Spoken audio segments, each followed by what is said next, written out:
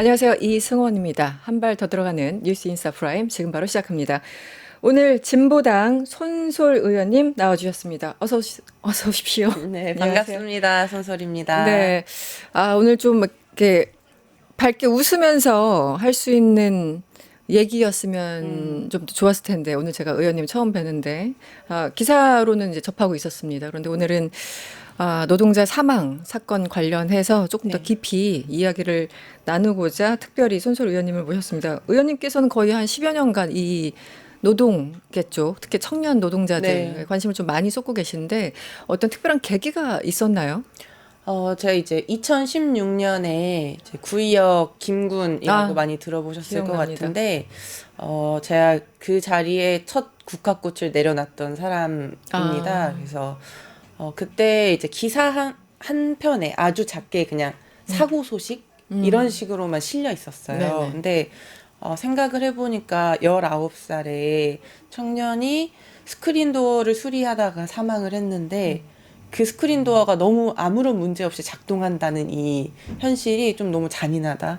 이런 생각을 하면서 이제 추모 행동을 제안을 했었고, 이제 그 행동을 하면서 그냥 어쨌든 저 혼자는 다짐을 했던 것 같아요. 다시는 제2의 김군을 만들지 않아야 된다. 이 사회가 했는데 사실 비슷한 사건들이 계속 발생을 계속 하고 발생하고 있어서 모르겠어요. 누가 저에게 해라 이런 건 아니지만 제 스스로 이건 저한테 하나의 사명이다 이렇게 네. 생각을 하고 좀 청년들이 특히 일하다가 다치거나 죽는 일이 있으면 뭐라도 할 수 있는 거 바로 당장 해야 된다 이렇게 좀 마음을 먹고 살고 있습니다.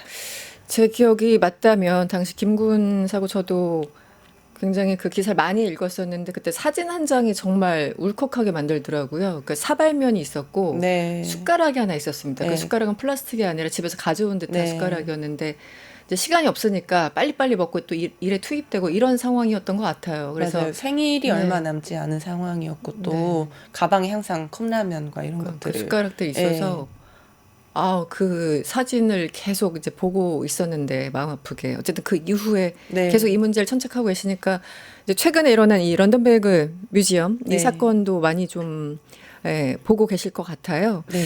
일단 이 사건을 어떻게 규정하고 계세요?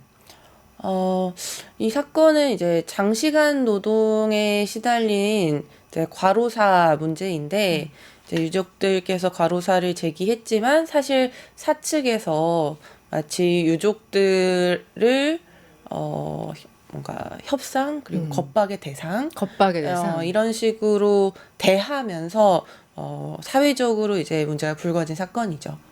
그래서 뭐 F&B, 제과 제빵 이런 네. 쪽에 장시간 노동이 좀 고질적인 문제다. 네. 이런 이야기도 이전에부터 많았는데 음. 사실 또 워낙 유명했던 브랜드의 이 사고가 발생하다 보니까 네. 많은 분들이 또 충격을 많이 받으셨던 것 같아요. 네. 이게 상당히 인기 있는 브랜드 같고 뭐 연매출 800억 원이라는 그렇죠. 매출이 상당히 네, 상당히 높았습니다. 높다는 그 보도도 제가 본 것 같습니다. 일단 그 최근에 어쨌든 이 런던 베이건 뮤지엄과 유족 간에 합의가 있었습니까? 이제 어제 기사가 네. 나온 것 같아요. 고인께서 이제 7월에 돌아가셨고, 네. 이제 산재 신청을 하는 과정에서 사측에서 보였던 태도, 이런 것들이 이제 사회적으로 문제가 되면서, 유족들께서 인터뷰도 하고 이렇게 나오시기 시작했는데, 아무래도 이제 이런 과정, 사회적으로 알려지는 과정이 있었다 보니까, 가족들과 사측과의 대화의 자리가 만들어지지 않았나, 이렇게 추측을 하고 있고요. 네, 어제부터 이제 기사가 나오기 시작을 네. 해서 저도 상황을 지켜보고 있습니다. 네. 뭐 유족들과 뭐 이제 연락을 하거나 이런 건 아니신 상황이죠. 저는 이제 노무사님을 통해서. 통해서 이제 연락을 드리고 있는데, 제가 전화를 한번 드렸었는데, 네. 워낙 좀, 좀 너무 인터뷰도 많이 힘드신. 네. 나가시고, 이게 3개월째 일이 계속 좀 이어지고 있다 보니까 좀 많이 지치고 힘드신 상황인 것 같더라고요. 네. 그래서 직접은 아니고 이제 노무사님 통해서 상황을 듣고 있습니다. 네. 그 의원님께서 그 안국점 앞에 네, 근로시간 입증 자료를 제공하라 이 현수막을 내걸으셨잖아요. 네. 네, 어떻게 저기 지금 예, 네, 사진 이게 나오고 지금 있는데. 안국점인데요. 이제 사실 이제 그 고인께서 일하셨던 인천점에 먼저 걸었었고요. 네네. 안국점이나 좀 그 런던 베이글 뮤지엄이 있는 매장들 앞에 한 6, 7개 정도 걸었던 것 같아요. 아, 제주에도 있거든요. 한 군데가 아니라 네. 여러 군데에 가셨군요. 왜냐면 이게 저 입증 자료를 제공하라를 한 것은 그 노무사님과 이제 유족 쪽에서 네. 이 근로 시간에 대해서 자꾸 시비가 있으니까 네, 이거를 서로 다른. 증명할 수 있는 자료를 사측에서 좀 성실하게 제공을 해야 되는데 그러지 못하고 있는 상황이다라고 이제 기사나 이런 것을 통해서 입장을 밝히셨기 때문에 이것을 정확하게 이제 확인하려면 자료 제출이 필요하다. 그렇죠. 저기서부터 시작을 네, 해야겠죠. 그렇죠. 그런 요구를 같이 좀 전하기 위함이었고 이게 어쨌든 사측과 유족이 입장이 다르면 이 사회적으로 어떤 이야기가 되는지가 대단히 중요하긴 하거든요. 그래서 이런 일이 벌어지고 있다는 것을 좀 알려야겠다. 이런 차원에서 이제 현수막을 걸었습니다. 네.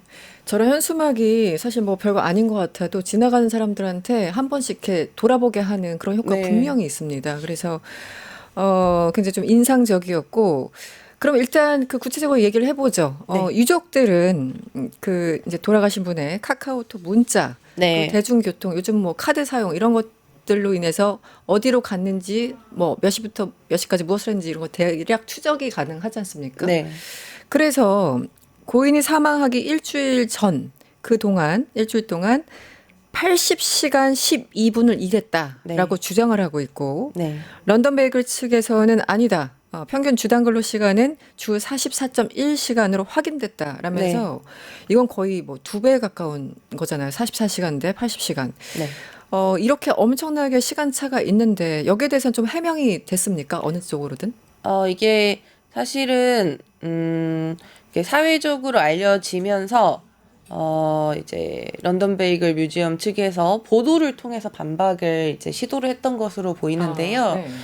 이 과로사를 판단하는 법적인 기준이 주 60시간을 넘게 일했는지랑 이제 사고가 일어났던 주의 네. 노동 강도가 지난 12주간 일한 것보다 30% 증가했는지 30%나. 그 주의 강도가 올라갔으면 이게 과로사로 인정되는 기준이 되거든요. 사망 직전 일주일간. 그렇죠. 그래서 그런 것에 따라서 이제 노무사님과 네. 이런 쪽에서는 카톡이나 이런 걸 확인해서 그 주 직전 주에 일한 시간이 엄청 길었다. 80시간 정도 됐다. 이렇게 말을 한 건데 네. 이제 44점 몇 시간이잖아요. 40에서 1시간. 그렇게 말한 거는 네. 그 사고가 일어난 주 또는 그 전 12주 이게 아니라 고인이 일했던 전체 시간의 평균이에요. 전체 시간. 그럼 의미가 없네요. 네, 이거는. 그렇죠. 사실은 네. 이제 과로사를 판단하는 기준에 적합한 기준으로 제출한 그런 시간은 아닙니다. 네. 그러니까 이게 뭐 이제 사회적인 공분이 일어나고 80시간을 일했다 이렇게 나오니까 그냥 여론적으로 반박을 하기 위한 보도였다. 저는 이렇게 보거든요. 좀 무마하기 위해서. 그렇죠. 그래서 근데 여전히 입증자료를 제공하라고 현수막까지 저렇게 걸고 의원님 뭐 여러 가지 발언들을 이런저런 통로를 하셨을 텐데 아직까지 입증자료를 제공하지 않고 있는 건가요? 이게 자료가 미비할 수는 있을 것 같습니다. 왜냐하면은 고인께서 일했던 일의 그 방식, 그러니까 오픈 바이저로 일하셨거든요. 네. 오픈 바이저라고 하면은 네. 매장을 오픈할 때 가는 사람이에요.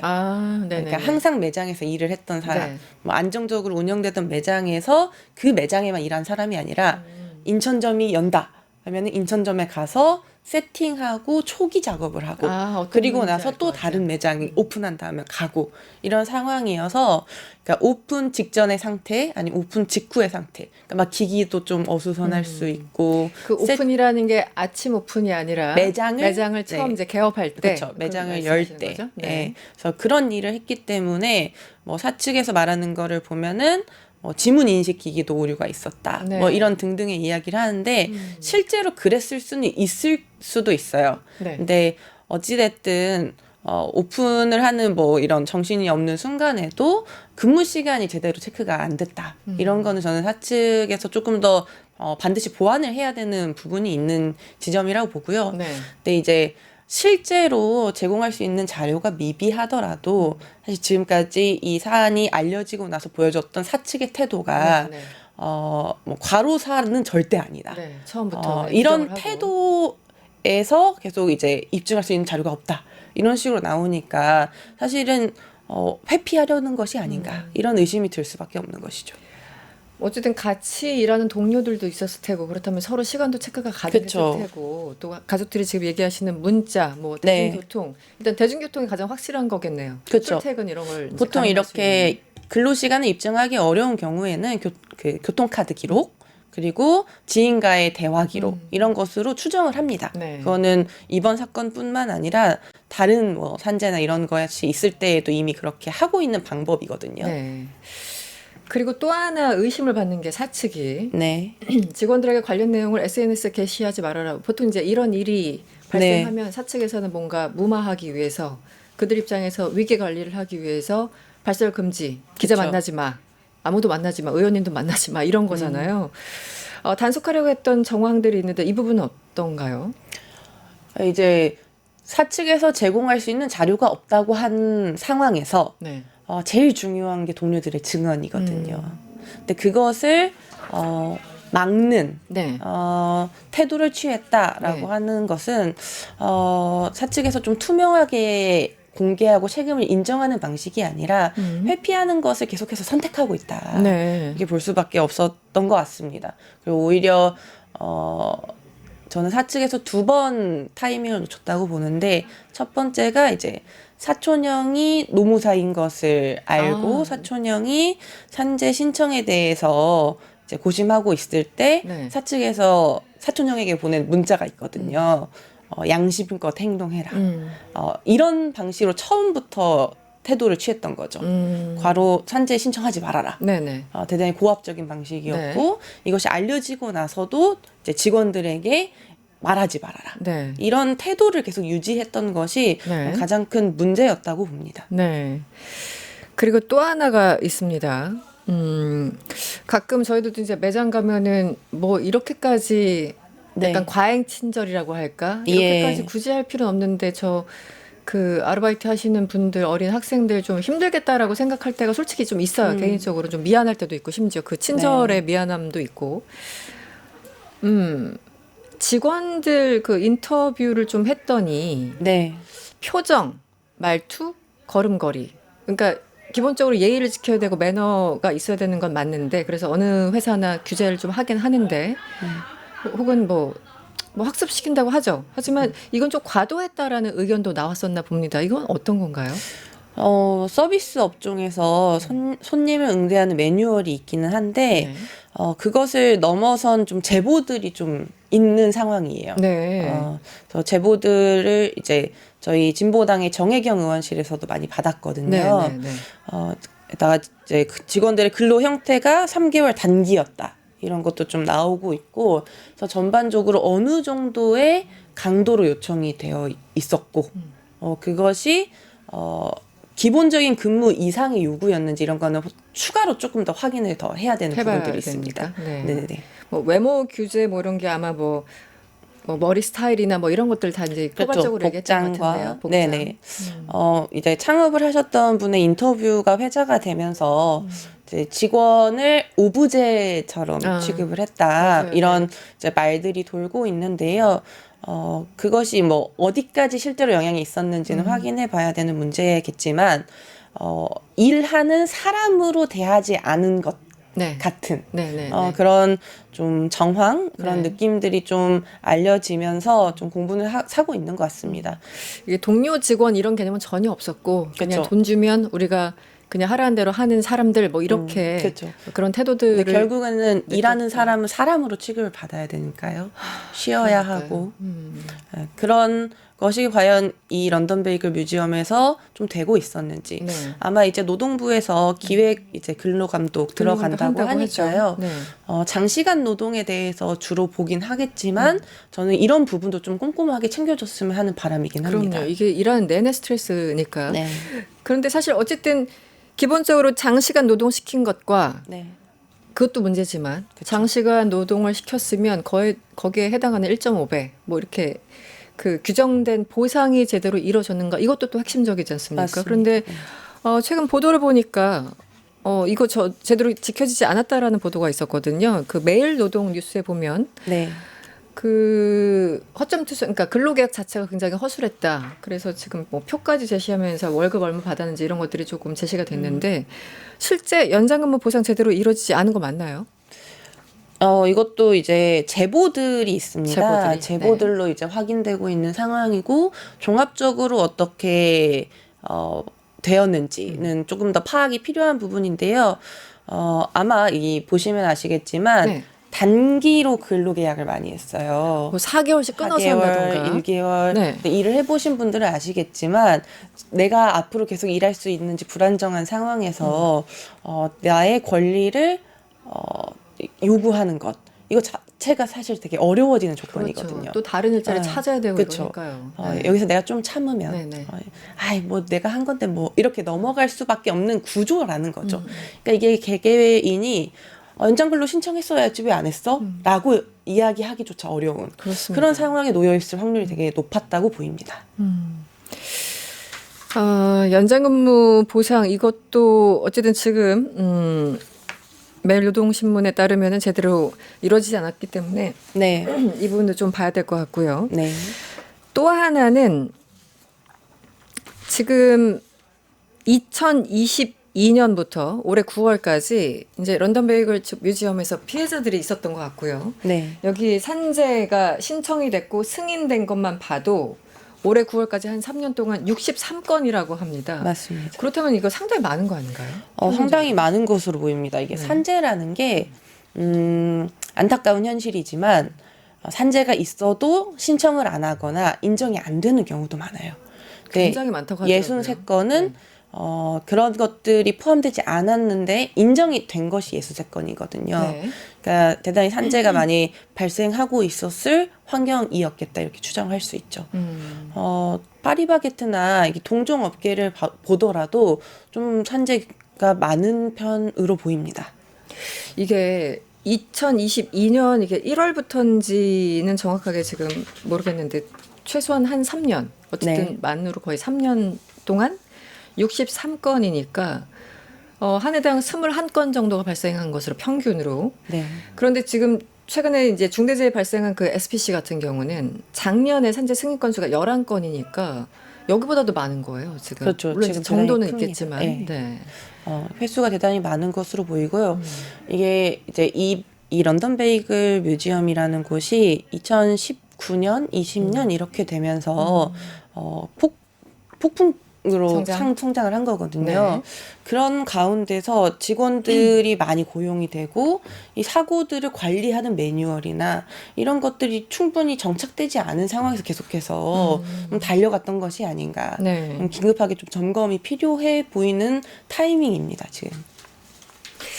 근로감독 지금 이제 노동부에서도 인식을 당연히 하고 있고 워낙 사회적으로 네. 이슈가 되니까 긴급 근로감독에 착수했는데 보통 근로감독에 들어가면은 문제가 발생했다. 당연히 지금 사람이 사망을 한 상황이 그쵸. 있고 네. 그동안 여러 이제 다른 직원들 어떤 증언들이 있었을 텐데 근로감독에 들어가면 보통 과징금 뭐 내거나 아니면 뭐 재판으로까지 이제 넘어가거나 이런 경우도 많이는 아니지만 종종 있습니까? 어떻습니까? 근데 이제 어느 정도까지 지금 노동부에서 점검을 하려고 하는지 네. 확인은 해야 될 것 같고요. 네. 어쨌든 이제 산재 사망에 대한 것과 이것이 알려지면서 이곳의 노동 환경 자체가 좀 어려웠다라는 네, 네. 것이 동시에 좀 제보나 이런 걸로 폭로가 되고 있는 상황이기 때문에 전반적으로 고려를 하실 것 같아요. 근데 법 위반 사안이 있으면 과태료나 이렇게 당연히 연결이 되지 않을까 싶습니다. 네. 책임자에 대한 처벌이 어떻게 되는지도 궁금합니다. 왜냐면 네. 유족 입장에 생각하면 예. 내 이 어린 아이가 가서 일을 하다가 이렇게 다른 것도 아니고 과로사로 숨진다는 건 그러니까요. 너무 참담하잖아요. 젊은 맞습니다. 나이에. 이게 이제 법감정이라는 것도 있으니까 제대로 근로감독을 해서 죄가 있다면 마땅하게 처벌받아야 될 것 같고. 네. 어쨌든 지금 사측에서도 가족분들 뵌 것 같고 기획근로 감독에 성실하게 임하겠다 이런 입장이니까 좀 더 봐야 될 것 같긴 한데요.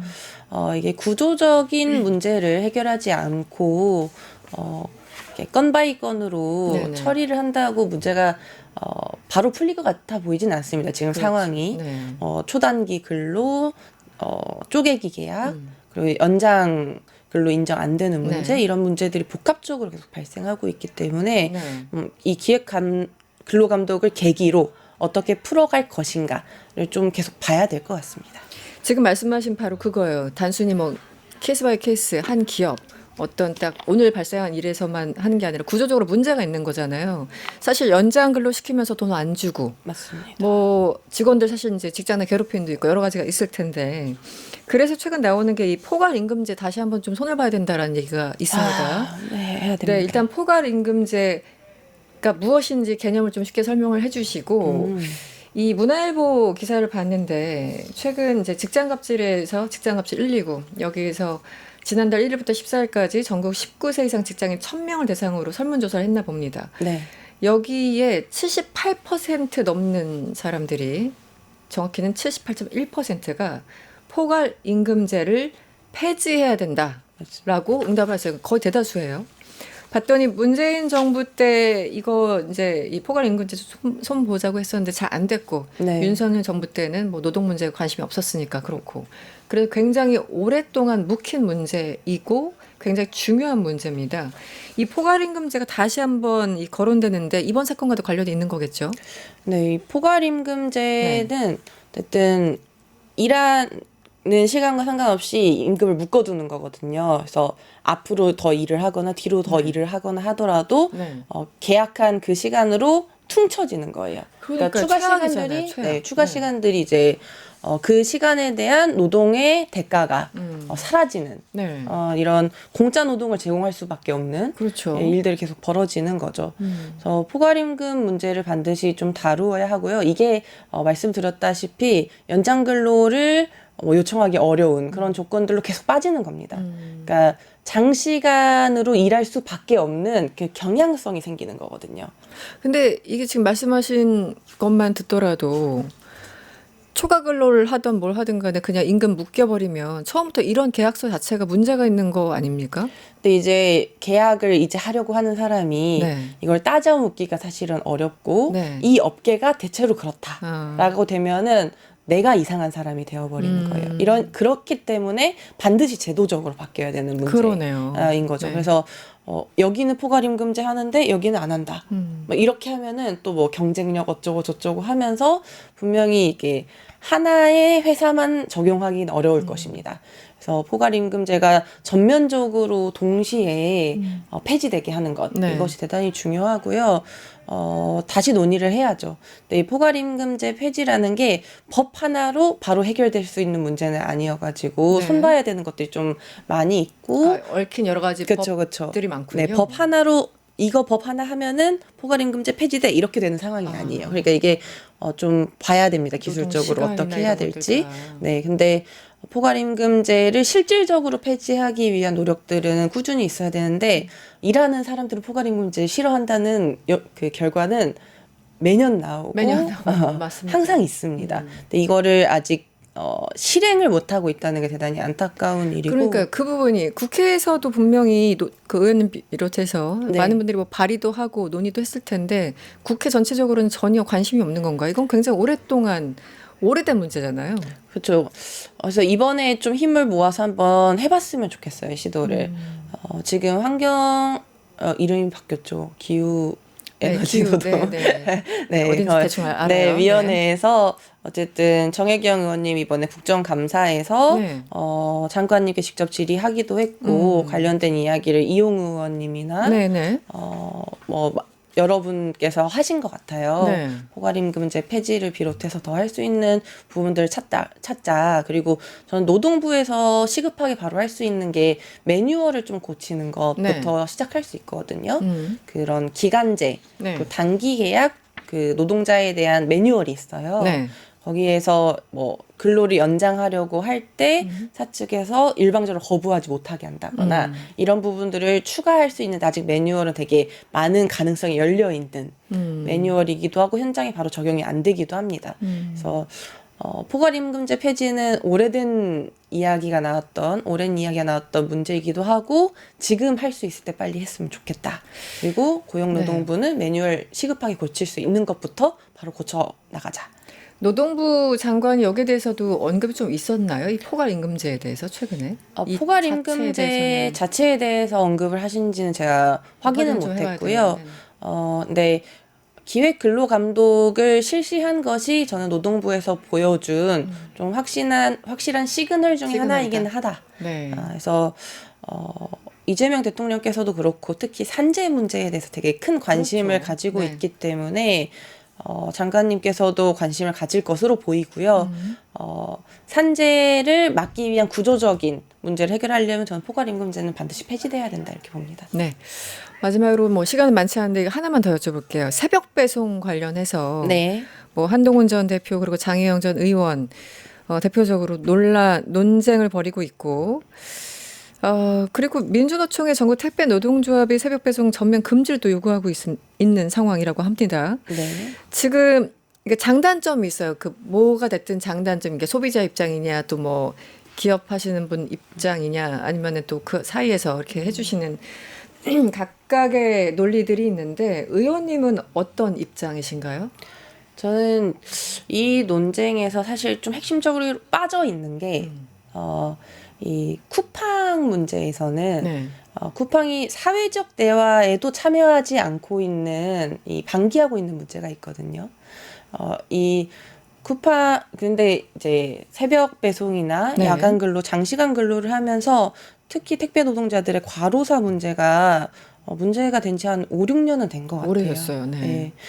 결국에는 사람이 죽고 사냐 문제이고 이 문제를 해결하는데 사측에 책임이 있어야 된다. 이런 논의를 이제 해나가야 되는데 이제 새벽 배송이 있어야 한다, 없어야 한다. 이런 식으로 논의가 되는 게 저는 조금 아쉽기는 합니다. 좀 지역적인 문제인 네. 것 같다. 결국에 이제 밤에 잠을 자지 않고 일하는 것이 개인의 자유로운 선택일 수는 없다고 없죠. 저는 보거든요.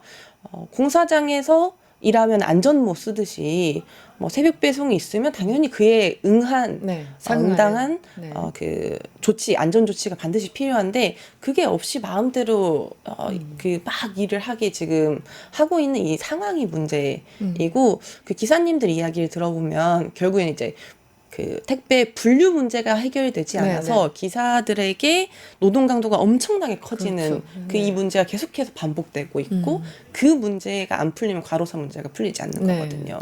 이런 것까지 좀 종합적으로 이야기가 되는 게 필요한데 저는 무엇보다 쿠팡은 사회적 대화 자체를 좀 거부하고 있는 이런 입장. 네. 여기에 들어와야 논의를 시작할 수 있는데 그거를 먼저 많은 사람들이 같이 이야기를 해야 되지 않나 싶습니다. 네. 알겠습니다. 이 이제 새벽 배송 요 하나 보는 것이 아니라 그 새벽에 일하는 분들에게 예를 들어 그냥 평시에 일하는 것보다 뭐 월급을 한 10배 이상 주고 그리고 반드시 몇 시간 쉬게 하고 며칠 동안 쉬게 하고 이런 것들이 철저하게 되면 네. 뭐 잠깐 그것은 이제 필요에 따라 그럴 수 있는데 지금 이게 완전 이제 흑백 논리로 가가지고 그쵸. 좀 문제가 있다 이런 취지로 말씀을 그렇죠. 해주신 새벽 것 같습니다. 배송을 없애야 된다는 거냐, 있어야 한다는 거냐 이렇게 논의하면은 사실 그 현장에 있는 사람들의 이야기가 담기는 것 같지는 않습니다. 그렇죠. 네, 알겠습니다. 노동 이슈 있을 때마다 늘 있지만, 네. 네, 의원님께 좀 도움을 청하겠습니다. 지금까지 진보당 손솔 의원과 함께했습니다. 오늘 고맙습니다. 감사합니다. 유튜브 구독하고 실시간 채팅과 댓글을 남기시면 매일매일 7,000TTCO를 드립니다. 참여 방법은 통통문 어플을 다운로드하고 회원가입과 로그인을 해주세요. 마이페이지에서 나의 회원 고유 번호를 복사해주세요. 유튜브 구독 후 실시간 채팅이나 댓글창에 고유 번호를 한 번만 입력하면 준비 끝!